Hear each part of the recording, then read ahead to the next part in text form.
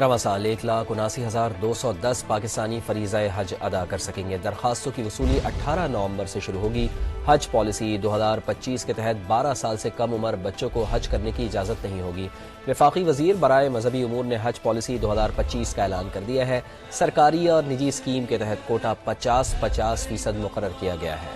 رواں برس حج کے لیے کیا پالیسی بنائی گئی؟ وفاقی وزیر مذہبی امور چودھری صالح حسین نے سیکرٹری مذہبی امور کے ساتھ مشترکہ پریس کانفرنس میں بتا دیا۔ کہا سعودی حکومت نے پاکستان کو 1,79,000 کا کوٹہ دیا ہے، جو سرکاری اور پرائیویٹ اسکیم پر برابر تقسیم ہوگا۔ سرکاری اسکیم کے تحت درخواستیں 18 نومبر سے 3 دسمبر تک جمع کرائی جا سکتی ہیں۔ قرآن دازی 6 دسمبر کو ہوگی۔ آپ 2 لاکھ روپیہ جب جمع کرائیں گے اپلیکیشن کے ٹائم پہ، اس کے بعد اگر آپ کا نام نکل آتا ہے تو اس ٹائم پہ آپ نے پھر 4 لاکھ روپے جمع کروانا ہے، اور پھر فروری میں جا کے آپ نے باقی کی اماؤنٹ جمع کرانی ہے۔ بریک کر دی ہے پیمنٹ، 2 ہی پیکیجز ہم نے اس دفعہ 10% اوپر نیچے ہو سکتا ہے، 10,75,000 اور 11,75,000۔ ہم اس دفعہ پریفرنس دیں گے ان حجاج کو جو پہلی دفعہ جا رہے ہیں۔ وفاقی وزیر نے مقدس فریضے کی ادائیگی کے دوران بھیک مانگنے والوں سے متعلق پالیسی نکات بھی واضح کر دیے۔ جو بھیک مانگنے جاتے ہیں، عمرہ ویزے پہ جاتے ہیں، وہاں جا کے بھیک مانگتے ہیں، ایک تو بایو میٹرک سسٹم سٹارٹ کر دیا، اور اب اس کے